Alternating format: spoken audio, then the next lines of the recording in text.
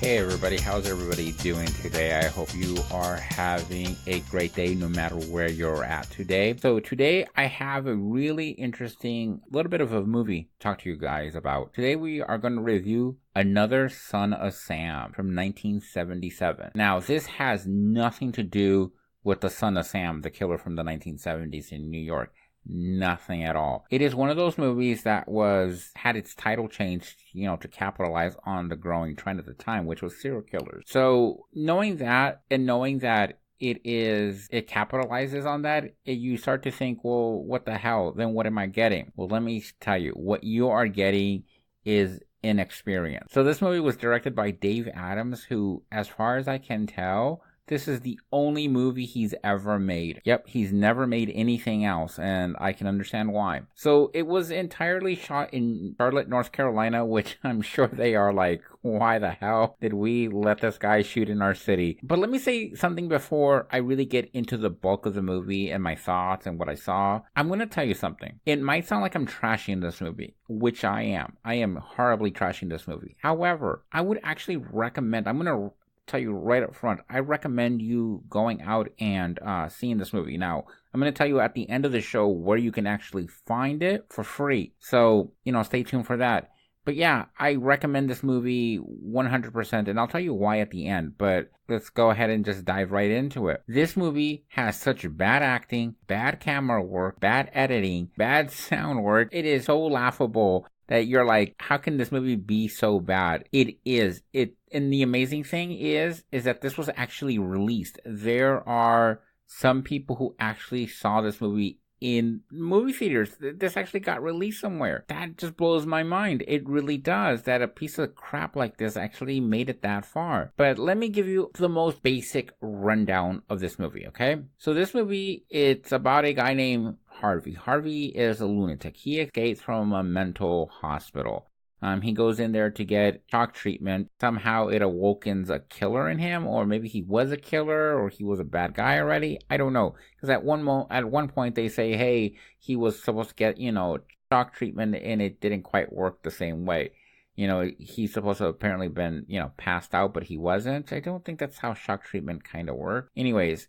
So somehow he escapes after a stupid chase through the park. He ends up in a woman's college, trapped in a dorm building, with the worst SWAT team ever trying to get him. I mean, it is unbelievably, it's like no one ever opened a book and said, hey, what do a SWAT team actually does? But let me tell you, so that's the basics. That's that's one sentence, breakdown of what the movie's all about. This movie has so many oh shit moments, couldn't keep track of them all. So, like I said, he's supposed to have been getting shock treatment, but they make it seem like he wasn't violent beforehand, which is like, what?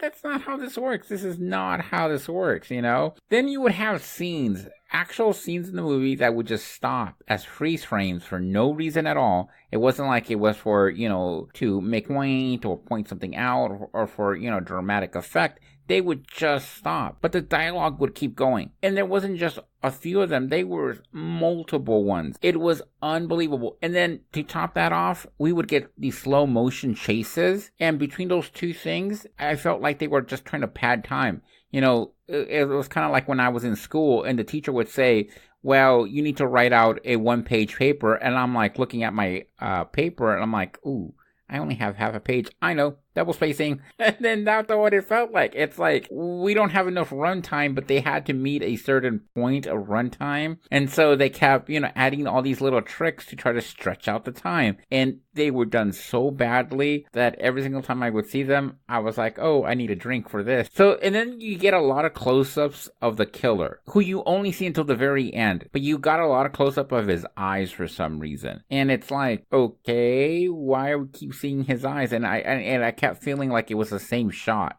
Again, to make the time, longer. Then we have this whole subplot about some missing money that's stolen, which is never explained as far as I could tell. I didn't see it anywhere in the movie that it was explained. Looking and doing some research on the movie, someone said that there was a subplot about an abortion. And I kind of get that thinking back on it, but it was never clearly stated in the movie that that's why the money was stolen. But the whole thing is just kind of dropped and never explained. Then we had a pointless car chase in the middle of the movie for no reason at all. I mean, none. I mean, like, it's like there's this car chase and it's a really bad filmed car chase at that. I almost felt like they should have just got like a cartoon and just stuck it in there, and that would have made more sense. Then there's a point where like, the killer, Harvey, is underneath the bed of these two girls who are in their dorm room, and you can tell that they've been in there for a while. The killer is underneath one of their beds, and it's like, how did he get there? They never show him getting in there. They never show anything. All you know is that the girls are going through. In fact, one of them takes a shower at one point, and you keep going back to the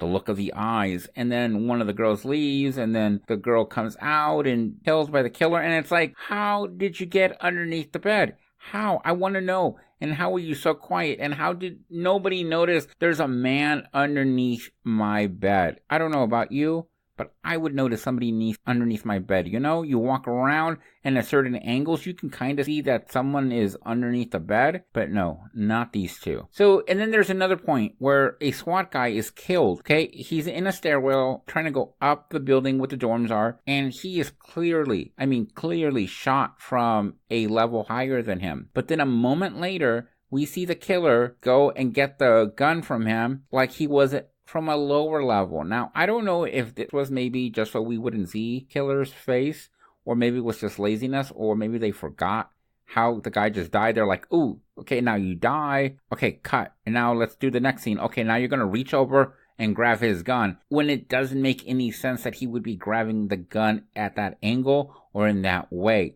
because he would have had to step over the body. I know, maybe I'm thinking too much. Maybe. Just maybe. Those type of things matter to me. They do. Then, going to keep on the topic of this SWAT. This is the worst SWAT team ever. First, they're not in a hurry of any kind. There's no sense of urgency. They just seem like, let's figure out what we can do, you know? And then they send one of their men in the worst. Okay, so let me tell you, I had to keep laughing at this. So they get this guy and they're going to make him go over the edge of the building to go through a window. But him trying to climb over the wall with his ropes and everything is like me trying to decide, do I want to jump down the wall, and how am I going to do it, because I've never been over the edge of a wall. It's so clumsy that it's ridiculous. So he goes over the wall and then he's supposed to shoot through the window at the killer, except for he shoots one of the hostages. Yeah, a hostage. That's how much of a quote-unquote SWAT guy this guy is, that he kills the wrong person. Then there's a point where the captain of the police force is asked out of the blue about his connection with one of the new officers. And he says, oh, this is my son-in-law. Kiss of death. Because what happens a moment later, after this little exchange, the new officer opens the door where the supposed killer is supposed to be after they think he's been killed by the SWAT team.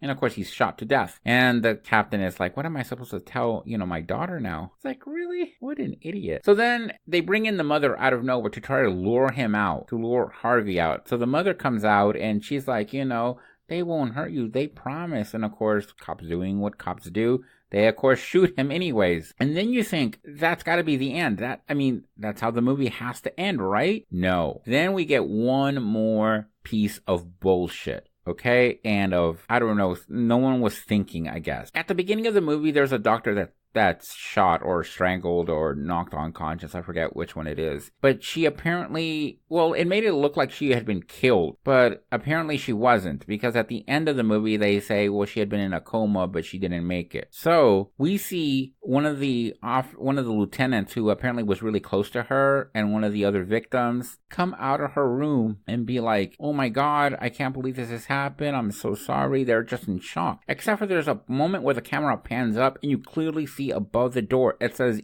ear, nose, and throat doctor. ENT, not, recovery room or any of things. It says ENT. I'm like, how stupid do you have to be? I lost it at that moment. I'm like, I'm glad this movie is almost over. The title, like I said, has nothing to do with the Son of Sam, the notorious killer from New York. There's no talking dog of any kind, and it's just a train wreck. And yeah, like I said at the beginning of this, it's a train wreck that I would recommend for you to see. And in fact, it's one of those horrible movies. I would tell people, you want to see a bad movie? Here's a bad movie. This is a bad movie that you can share with people, or you can watch as a group, and everybody would laugh their ass off because it is that bad. And that's really maybe a compliment to the movie.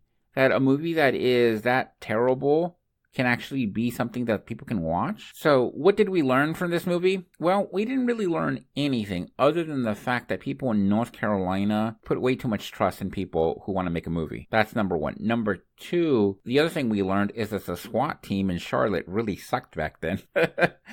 And number three, we learned that do not go into a hospital. If you see people coming out crying out of the ENT office, then prayers. That's all I gotta say is prayers. So that's it for today's episode. I hope you really enjoyed it. Oh, as for how you can see this movie for free, it is available on YouTube. I am going to put the link to the YouTube video because there's a couple people who have uploaded it in the show notes. So go to the show notes and you'll be able to see and get the link to it on YouTube. Thank you so much for listening to me ramble on today about this piece of crap. I hope you guys all have a great day no matter where you are. Don't forget to check us out on social media, subscribe so you can keep up on dates on all that we're doing here. I watch movies 7 days a week, so I'm always working on something new for you guys, and have a great day.